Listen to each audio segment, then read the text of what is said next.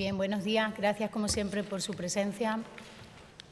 Damos comienzo, si les parece, a la rueda de prensa habitual tras el Consejo de Gobierno de la Junta de Extremadura. Y en el ámbito de la economía, son ustedes conocedores de la importancia que para el sector empresarial extremeño tiene la pequeña y mediana empresa, puesto que el 96,7% de las empresas que hay en nuestra región tienen menos de 10 asalariados. En ese sentido, huelga decir la necesidad del acompañamiento de las políticas públicas y de la apuesta del Gobierno de la Junta de Extremadura por fortalecer el sector empresarial y por ayudar y acompañar a la pequeña y mediana empresa. En ese sentido, el Consejo de Gobierno da luz verde hoy a la financiación de la red de puntos de acompañamiento empresarial, que saben que es una red que se creó en la pasada legislatura y lo que bien funciona y funcionaba hay que reconocerlo, de la misma manera que lo que mal funciona y lo que mal se hizo también hay que exponerlo. En ese sentido, los puntos de acompañamiento empresarial, que saben que son una red de 5 puntos físicos,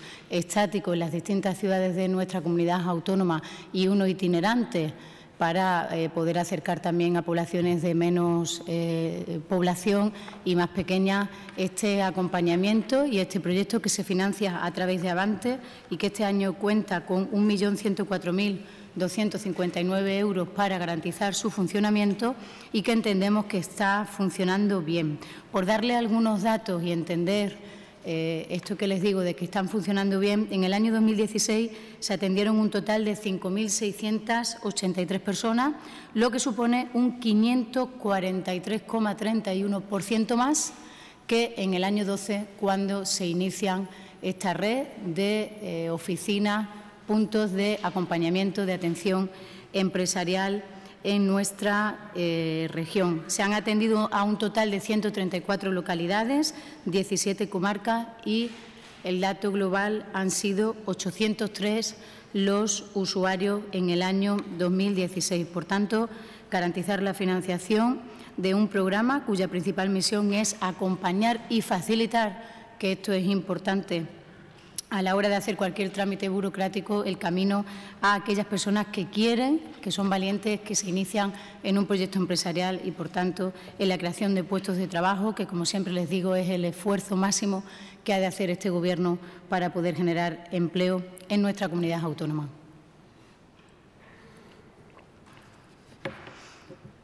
El segundo asunto, no menos importante, tiene que ver con la educación y el aprendizaje a lo largo de la vida, que es algo esencial para que los pueblos sean ricos no solo en términos numéricos, sino en términos culturales y educacionales.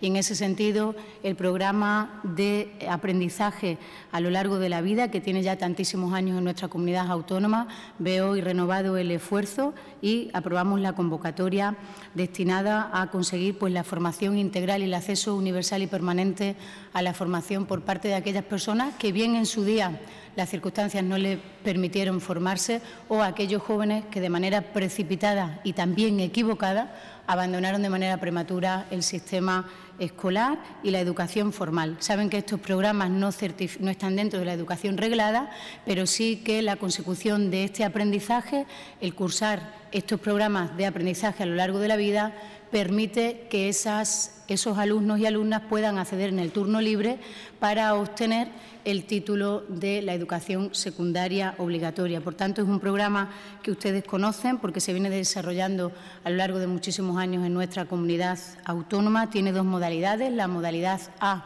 que tiene por objeto formar en competencias básicas al alumno o alumna que lo curse, la modalidad B, que se centra fundamentalmente en todo lo que tiene que ver con la alfabetización tecnológica y la alfabetización digital. El programa asciende a 2.550 euros por entidad que lo suscriba y quiénes son los beneficiarios, cómo se materializa este programa. Se hace a través de los ayuntamientos, de las entidades locales y de las mancomunidades, que son ellos directamente los encargados, tras recibir la subvención de la Junta de Extremadura en este programa, de contratar al formador o la formadora que tendrá que impartir estos programas de aprendizaje a lo largo de la vida. Normalmente esas contrataciones responden a contrataciones de personal docente, de maestros, de licenciados. Por tanto, es una oportunidad también para el empleo en ese ámbito y fundamentalmente en las zonas rurales, que es donde se ponen en marcha estos programas. También en el ámbito de la misma Consejería de Educación, que es la competente en materia de deporte de la Comunidad Autónoma de Extremadura, modificamos ya unas bases reguladoras que fueron modificadas al inicio de nuestra llegada al Gobierno, que es el decreto por el que se establecen la concesión de ayudas a deportistas de alto rendimiento y también a entrenadores. Y volvemos a modificar las bases reguladoras antes de la posterior convocatoria que vendrá en la siguiente semana, con el objeto de seguir mejorándola en esa interlocución permanente que este Gobierno tiene con los protagonistas de aquello sobre lo que tenemos que legislar o decidir, en este caso con los deportistas de alto rendimiento y con los entrenadores. En ese sentido, cambiamos hoy las bases reguladoras para incrementar un 25% la ayuda de aquellos deportistas de alto rendimiento que obtengan como resultado de su trabajo y de su participación en una competición una medalla, pero que haya sido a través de pruebas de equipo. Esto solo ocurría antes en las pruebas individuales y ahora con esta modificación básica de estas normas reguladoras, de estas bases reguladoras, pues se tienen en cuenta también las pruebas de equipo que quedaban fuera de ese incremento del 25% de la ayuda. También modificamos las ayudas a conceder a los entrenadores porque ahora sí, y antes no ocurría, han de acreditar que los deportistas a los que ellos preparan obtienen luego buenos resultados y pruebas a fin de mejorar, como digo, pues lo que es una subvención, que no es más que el dinero público que tiene que tener una traslación en la mejora de algo, en este caso de los programas de los deportistas de alto rendimiento y de sus entrenadores. En el ámbito también de la educación, ponemos en marcha y aprobamos un proyecto piloto que ya fue anunciado por la consejera del ramo, por la consejera Esther Gutiérrez, y que tiene que ver con las altas capacidades de los alumnos y alumnas del sistema educativo extremeño. Aprobamos en el Consejo de Gobierno el programa destinado a los centros concertados, porque es un requisito indispensable que ha de pasar por el Consejo de Gobierno. El de los centros públicos se puede publicar directamente en el DOE. En el conjunto, lo que se pretende es poner en marcha un proyecto piloto para poder trabajar con los alumnos que tienen altas capacidades en nuestro sistema educativo.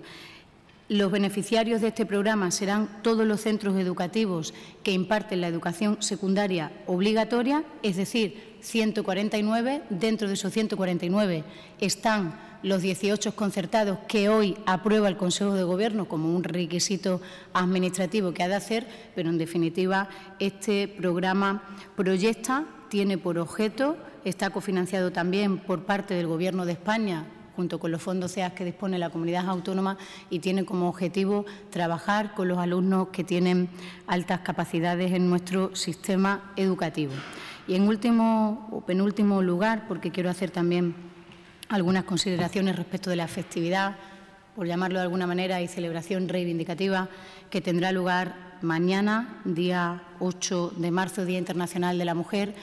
El próximo día 9, el Gobierno de España ha convocado en el seno de la Comisión General de Comunidades Autónomas en el Senado a las comunidades autónomas para hablar sobre el pacto por la violencia de género de este país. Y allí irá la Junta de Extremadura. Tengo el honor de poder representar a nuestra autonomía y a nuestro Gobierno en esa reunión y iremos con la mejor de las disposiciones para entender que no pueden seguir matando a las mujeres de este país.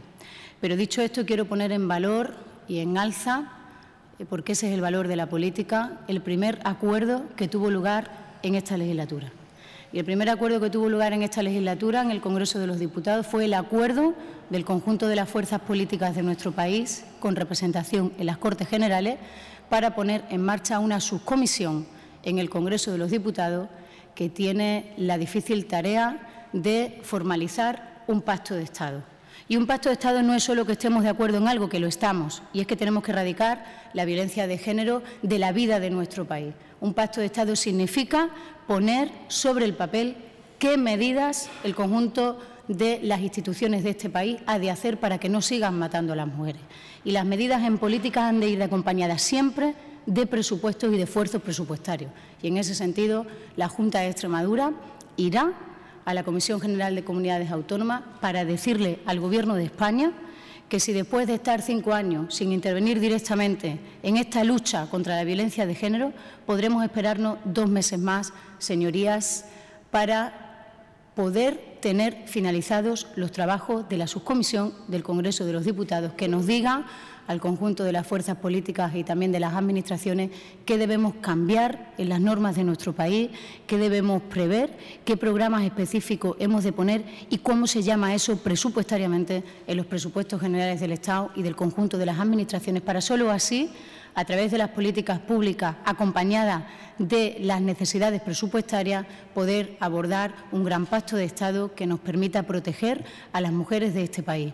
Y mañana vamos a reivindicar esto, ustedes lo harán en su tarea de periodistas y la mayoría de mujeres y hombres que no quieren que las desigualdades de género sigan persistiendo en esta sociedad. Y en ese sentido, nos sobran las razones y los motivos, como decía la canción de Sabina, para estar de acuerdo con ese paro que una organización de mujeres de Polonia ha hecho extensible al conjunto de la Unión Europea y a todos aquellos países e instituciones que deban sumarse. Creemos que hay motivos más que suficientes para decir basta ya de desigualdades, rompamos los techos de cristal y seamos capaces desde el conjunto de la sociedad, pero más que la sociedad, los poderes públicos, seamos capaces de articular políticas que rompan esas desigualdades de género que persisten y que no nos dejan al conjunto de las mujeres tener garantizados nuestros derechos, al igual que nuestros compañeros varones. En ese sentido, mañana estaremos en el acto institucional en la Asamblea de Extremadura, que estará presidido por el presidente de la Junta de Extremadura.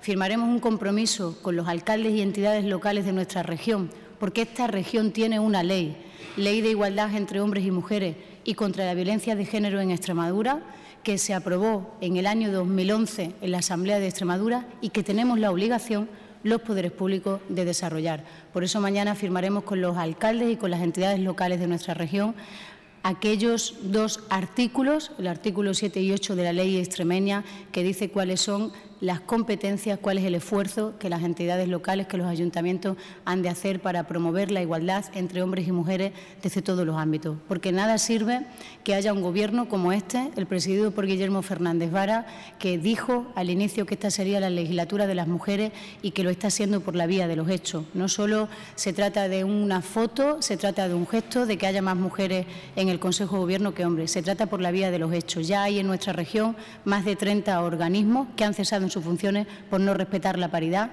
que decía la Ley de los Presupuestos de la Comunidad Autónoma del año 2016. Y por esa vía, por la vía de los hechos, queremos ir. De ahí que mañana queramos ser cómplices con los ayuntamientos de nuestra región para poner en marcha una ley que no se ha desarrollado en los últimos años y que está ahí esperando, y que la sociedad creo que está esperando, para que esta región sea más igualitaria, porque eso tendrá unas buenas consecuencias, porque no solo será más justa y más social, sino que también será más productiva y, por lo tanto, será mejor.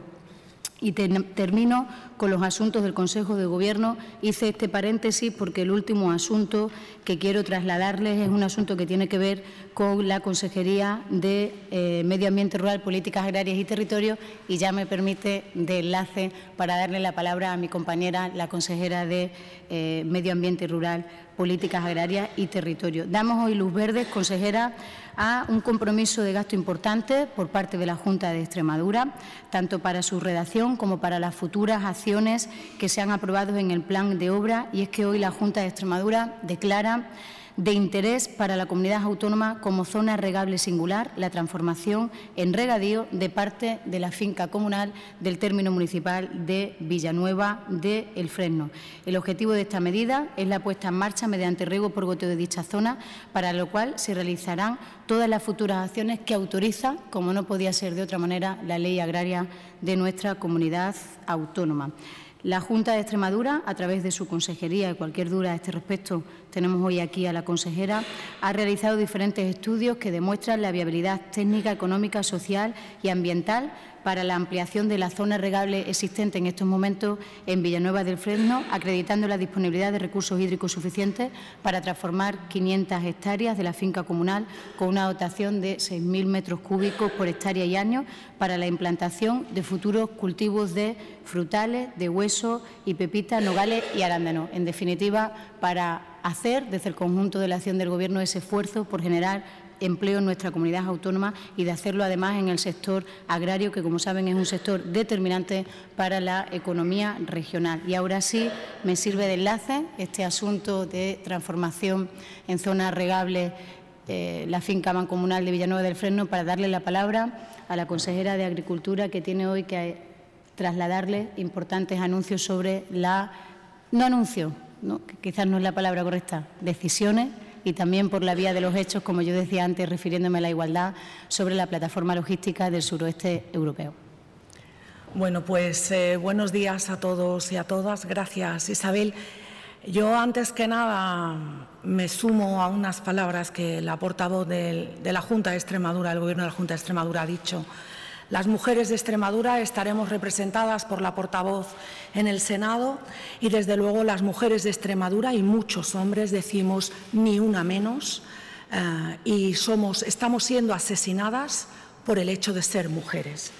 No estamos falleciendo, estamos siendo asesinadas. Es, creo que, un matiz muy importante. Con lo cual, la portavoz tiene todo el apoyo de las mujeres extremeñas que llevamos luchando y reivindicando la igualdad de oportunidades entre las mujeres y hombres de esta región muchos años. Dicho esto,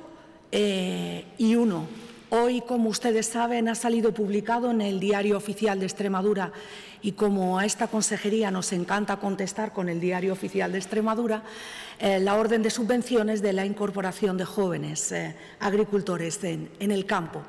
Y trae una de las medidas más importantes en el tema de igualdad de oportunidades, como es el fomento de la titularidad compartida de las explotaciones agrarias, con 10.000 euros adicionales de esa subvención. Con esto no hace falta que contestemos a nada. El Diario Oficial de Extremadura contesta a todo el mundo con sus publicaciones y con sus órdenes de convocatorias, como saben ustedes, por un valor de 20 millones de euros. Segundo tema al que ha comentado la portavoz, de la declaración de zona regable de Villanueva del Fresno. Esto se llama fijación de la población al territorio y evitar el despoblamiento rural de las zonas rurales. Villanueva del Fresno es una zona que tiene ya su finca, su dehesa municipal en riego, una parte, y ahora lo que hace la consejería es, junto con el Ayuntamiento de Villanueva del Fresno, poner en marcha y poner en riego 260 hectáreas en una primera fase, por un valor de 2.936.262 euros. Yo creo que es un paso muy importante para que una población, en este caso, que además tiene las adjudicaciones de la Confederación de Agua, pongamos en riego y hagamos que eso genere empleo. Porque al final es la obligación y el derecho y el deber de todo gobierno, de todas las consejerías de cualquier gobierno o de cualquier gobierno provincial o local, la creación de empleo, cada una dentro del ámbito de sus competencias. Y como tercer asunto que se ha tratado con respecto a la Consejería de Medio Ambiente y Rural, Políticas Agrarias y Territorio, decirles que hoy se ha aprobado por Consejo de Gobierno la modificación del proyecto de la Plataforma Logística del Sureste Europeo, conocida como la Plataforma de Badajoz, aunque desde luego es mucho más que la Plataforma Logística de Badajoz, porque por eso fue declarada proyecto de interés regional por el Gobierno de Juan Carlos Rodríguez Ibarra, y decir que la modificación del proyecto, por un valor de 869.591,53 euros, asciende al 6,91% del valor de adjudicación de esa plataforma, de esa obra de urbanización que fue adjudicada por 12.579.450 euros, a lo que le añadimos estos 869.000 para la urbanización de la primera fase de las 60 hectáreas, en la que se ha modificado por un tema de informes de Confederación Hidrográfica del Guadiana en la red de saneamiento, por valor de 446.000 euros, modificaciones debido al paso bajo el ferrocarril de 191.000 euros, modificaciones de la red eléctrica 102.000 euros y modificación del gas 128.000 euros.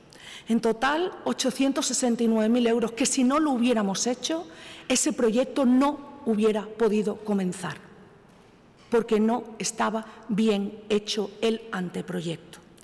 Y como bien decía mi compañera, contestamos con hechos. Dijimos muy claramente que no estaba bien hecho lo que se había hecho con la plataforma logística de Badajoz, que se habían adjudicado proyecto y obra sin tener informes de las organizaciones o administraciones competentes, en muchos casos, y una vez aprobado el PIR, a través de la modificación del PIR en noviembre del año 2016,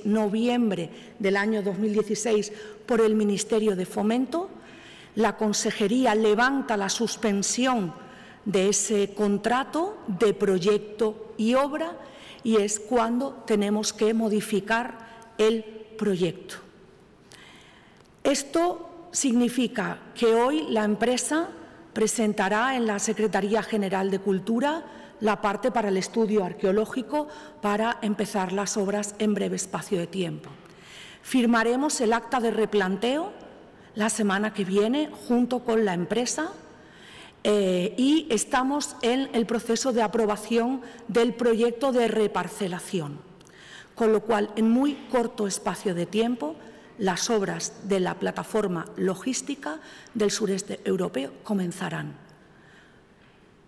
No vamos a decir una fecha del 15, el 20 de marzo, pero en muy corto espacio de tiempo se empezarán una vez modificado hoy por Consejo de Gobierno, porque como ustedes saben, al ser un valor de más de 600.000 euros, ese modificado tiene que venir a Consejo de Gobierno.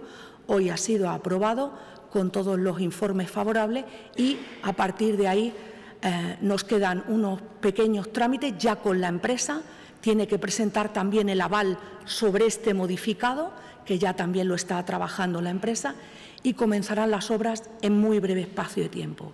Con esto, lo único que demuestra la Junta de Extremadura es que la apuesta por la plataforma logística de la plataforma del sureste europeo es un hecho.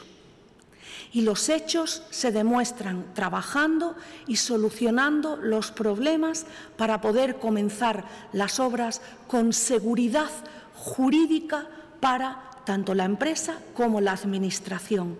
Eso es trabajar con seriedad, con rigurosidad y pensando en los habitantes de Extremadura y en las empresas de Extremadura. Por mi parte, nada más que decir y a expensas de las preguntas que ustedes deseen. Muchas gracias. Gracias, Begoña. Atendemos sus preguntas. Buenos días. Por aquí a la consejera. ¿Este es el motivo por el que no han comenzado las obras en la plataforma logística cuando se dijo en un primer momento? Claro. Así es decir, yo dije que iban a empezar a finales de fin de año. Nosotros levantamos la suspensión el 5 de diciembre. Daros cuenta que eso se publica, la aprobación del PIR, hablo de memoria, 29 de noviembre, una cosa así, del 2016. Una semana después se dicta resolución y levantamos la suspensión. Y cuando la empresa tiene que presentar el proyecto, se plantea que hay que modificar el proyecto porque no estaba contemplado. La Confederación Hidrográfica del Guadiana dice que las balsas de saneamiento y de agua no pueden ser de 12.000 metros cúbicos, sino que tienen que ser de 24.000. La eléctrica dice que no puede haber 4 líneas, sino que tiene que haber otra más, y no estaba contemplado que el gas ciudad estuviera dentro de la plataforma. ¿Vale? Todo eso supone 869.000 euros y esas cosas tienen que pasar por Consejo de Gobierno para hacerlo correctamente y legalmente y hacer un proyecto como debe ser y unas obras como deben ser. Tenía dos preguntas para la consejera. Valorar dos asuntos. En primer lugar, ¿cómo valora el hecho de que la Organización Agraria La Unión pidiese la semana pasada la dimisión del director general de Agricultura, Antonio Cabezas? Y por otro lado, que valorase también la campaña que acaba de presentar Asaja de boicot a la compañía tabaquera British American Tobacco. Perdona, lo último no te he escuchado. La campaña de boicot que ha presentado esta mañana en Cáceres Asaja a la compañía tabaquera British American Tobacco. Vale.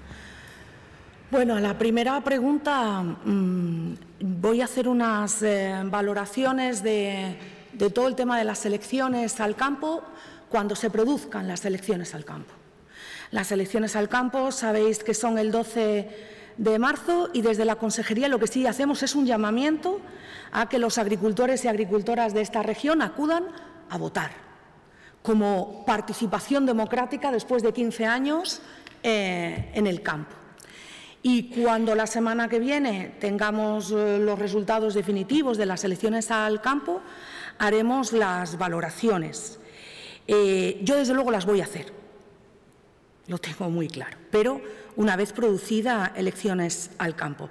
Esta consejería siempre dijo que iba a ser neutral en las campañas de las elecciones al campo y se mantiene en ese mismo criterio. ¿Vale? Pero la semana que viene hablaremos todos largo y tendido, sin ningún problema, de quién sea y de cómo sea. Y, por otro lado, la campaña de boicot que habla Sabete de Asaja, la desconozco porque estábamos en Consejo de Gobierno, lógicamente, y que a nadie se le olvide que estamos en las elecciones al campo y que las organizaciones agrarias están de campaña diciendo cosas que a veces, bueno, pues es un sinsentido. Yo creo que cuando he dicho antes que no íbamos a contestar, que contesta el DOE, creo que he contestado a una historia que ayer planteó otra organización agraria, pero que yo es que ya ni menciono organizaciones agrarias ni nada, mientras estemos en campaña, mientras están, porque la Consejería no está de campaña, mientras la Consejería está trabajando. Y otros estarán de campaña que están en su derecho. Entonces, nosotros no vamos a hacer ninguna valoración mientras están en elecciones al campo y en campaña electoral las 4 organizaciones agrarias, a cual diciendo barbaridades unas tras otras. Sí, hola, buenos días. Sobre el proyecto de regadío en Villanueva del Fresno, quería saber cuándo se prevé que esté esa primera fase terminada y cuándo estará completo y cuál será el coste total. Mira, como toda puesta en riego, eso lleva tiempo. Lo primero, según la ley agraria, para hacer esto había que declarar zona regable. Para declarar zona regable, primero habría que hacer un anteproyecto de viabilidad económica y social. Eso ya está hecho. Ahora se publicará el decreto y se tendrá que licitar pues, la redacción del proyecto y luego ya hacer las obras. Todo se hará en conjunto con el Ayuntamiento de Villanueva del Fresno. Pero sabéis que las puestas en riego no son de un día para otro, sino que son obras de mucho calado, tanto económico como social, y tienen una serie de pasos que es la que te he comentado. Yo no, en el tema de regadío nunca podemos hablar de fechas concretas porque hay muchos trabajos previos y de realización de obras antes de que el riego por goteo esté en una parcela, hasta el amueblamiento de la parcela, como se dice. Sí, buenos días. Yo tenía una pregunta para la portavoz. Es en concreto sobre la encuesta que está llevando a cabo el Consejo Escolar sobre los deberes escolares. Los 2 sindicatos mayoritarios en educación, tanto PIDE como CESIF, la han rechazado, incluso han presentado una protesta ante la Consejería de Educación. Quería saber la valoración del Gobierno sobre esta postura de CESIF y de PIDE. La valoración sobre la postura de CESIF y de PIDE es la de respeto absoluto a la independencia de sus actos, de sus afirmaciones y también de sus protestas, porque están en derecho de hacerlo. Y ahora sí que les explicaré a quienes protestan por qué hace esto el Gobierno. Es decir, se abre un debate en la sociedad sobre si los muchachos tienen muchos deberes o tienen poco. Y ese debate que se produce en la calle, en las familias, se traslada a la Asamblea de Extremadura. Y en la Asamblea de Extremadura aprueba por unanimidad una propuesta donde insta, que no obliga, a la Junta de Extremadura que aborde este tema. Y la Junta de Extremadura lo aborda. ¿Y cómo lo aborda la Junta de Extremadura? ¿Ella sola en la Consejería de Educación? No. La Junta de Extremadura habla con la comunidad educativa y con un foro que no sé si será válido y legítimo para esas organizaciones que ahora no lo ven bien, que se llama Consejo Escolar de Extremadura. Y en el seno del Consejo Escolar de Extremadura se decide que la mejor solución es enviar unos cuestionarios a los centros educativos donde los miembros de la comunidad educativa, padres, madres, alumnos y alumnas, maestros y maestras, digan su parecer respecto de si son muchas, pocas o regulares las tareas que los niños llevan a casa cada día. Entonces, cuando hay un problema en la sociedad, lo que tenemos que hacer quienes gobernamos es estudiarlo y debatirlo. Y luego ya vendrán las decisiones. Pero quien ya dice que no antes del debate, del análisis y de la reflexión, pues a mí, como usted comprenderá, tengo que respetar su opinión. Pero, hombre, me sorprende, ¿no? Decir que no de entrada a una cuestión que se ha pedido en el propio Parlamento, que se debata y que emana de una propuesta del propio Consejo Escolar de Extremadura, pues bueno, pues que lo rechacen. Pero nosotros vamos a seguir adelante con esos cuestionarios porque además tenemos la tarea luego de analizarlo, de ver qué conclusiones y de tomar una decisión, que eso es gobernar, como me gusta decir siempre en estas ocasiones.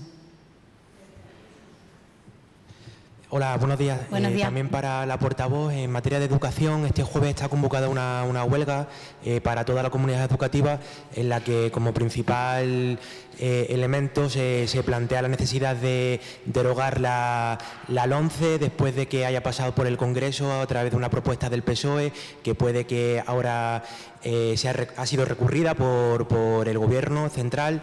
Y también se habla de la necesidad de que se pacte una nueva ley educativa. ¿Qué opinan ustedes como Gobierno de esta huelga y en torno a qué debe hacerse en este momento con la LOMCE? Nosotros respetamos todas las huelgas que vengan de cualquier estamento u organización. Y hay veces que compartimos el contenido y la motivación de la huelga y hay otras veces que no. En este caso, y al margen de la convocatoria de huelga, que creo que la hacen las organizaciones de estudiantes, y que no solo piden que se derogue la LOMCE, sino que también piden que las becas vuelvan a ser un derecho en este país. Y este Gobierno dice que sí, que así debe ser, que las becas no pueden depender de que la partida presupuestaria, los presupuestos anuales del Estado se agote, porque entonces quienes pierden serán siempre las familias más humildes de este país. Y en esta región hay muchas familias humildes que dependen de que haya becas del Gobierno de España para que sus hijos puedan ir a la universidad. No sé el porcentaje, pero son muchos los extremeños y las extremeñas que han cursado estudios universitarios gracias a las políticas educativas del Gobierno de España. Cuando gobernaba el Partido Socialista, las becas eran un derecho y ese crédito no se agotaba. Eso se cambió en la legislatura pasada, Gobierno de Mariano Rajoy y el Partido Popular. Por tanto, nosotros defendemos eso que piden esas organizaciones de estudiantes. Respecto de la LOMCE, pues a lo largo de estos casi ya 2 años de Gobierno en la Junta de Extremadura venimos reiterando la necesidad de que este país tenga y encuentre una fórmula, una ley que perviva más allá de lo que pervivimos los gobiernos. Los gobiernos podremos cambiar, pero no con ello las leyes educativas, porque es un auténtico disparate que haya chicos y chicas en nuestro país que cuando terminan de finalizar su etapa educativa con estudios superiores han tenido a lo largo de su vida escolar 2 y 3 leyes educativas. Eso es un disparate para cualquier país, gobierne quien gobierne.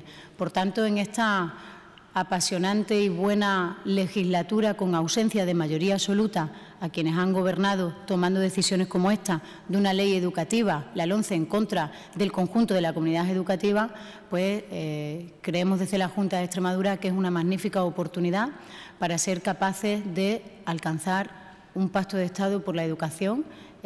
Saben que este es uno también de los acuerdos de la Conferencia de Presidentes que se va a llevar a la sectorial que hay en el Senado y nuestra consejera, la consejera de Educación, irá en la mejor de las disposiciones para desde Extremadura poner todos los esfuerzos posibles que posibiliten un pacto de Estado. Y además, desde Extremadura podemos ir llevando en nuestra carpeta la experiencia de lo que es pactar una ley educativa, porque yo no sé si habrá más regiones como la nuestra, que a pesar de tener un Gobierno entonces con una amplia mayoría absoluta fue capaz, porque entendió el presidente Fernández Vara, que él podía dejar de ser presidente, pero que la educación de los extremeños y de las extremeñas había que pactarla. Y por eso pactamos la Ley de Educación de Extremadura en esa legislatura donde el grupo mayoritario, que era el PSOE, tenía 38 parlamentarios, siendo 33 la mayoría absoluta. Y yo creo que en este caso los extremeños y las extremeñas vamos a poder ir a ese pacto de Estado con esa buena experiencia que queremos que sea la que se produzca también a nivel nacional. Sí, yo le quiero preguntar a la consejera cuándo se van a dar a conocer los datos del resultado de las elecciones al campo, cuándo se cierran las mesas electorales, si hay previsto convocar una rueda de prensa, es por organizarnos también a los que les toca trabajar el fin de semana. Bueno, pues nosotros enviaremos, creo, notas de prensa el domingo de participación a las 2 y a las 8. Las mesas electorales, como las 311 mesas que hay en Extremadura, se cierran a las 8 de la noche y resultados provisionales, pues probablemente los podremos tener a las 11 o las 12. Pero convocaremos una rueda de prensa para el día siguiente a las 10 de la mañana, más o menos, 10 o 11. Miro a mis compañeros allí porque yo no sé justamente la hora, pero bueno, más o menos, para ya anunciar los resultados de ese domingo. Es decir, entendemos que también los profesionales tienen que descansar y no van a estar a las 11 de la noche a lo mejor para estar en una rueda de prensa. Desde luego, en la consejería vamos a estar todo el día trabajando como no puede ser. Hay un dispositivo de más de 40 funcionarios trabajando ese día en la consejería, más todos los representantes y los responsables de la Administración en cada una de las mesas electorales que están en esos municipios y entidades locales menores. ¿Vale? Las mesas se abren a las 9 de la mañana, creo. Mandamos una nota con toda la información previa para que así también os podáis organizar. Y nada, todo el respeto del mundo por vosotros y por lo que os escribí. Ahora que quienes venían a mejorar la democracia y la política, pues no respetan la libertad de los periodistas. Gracias.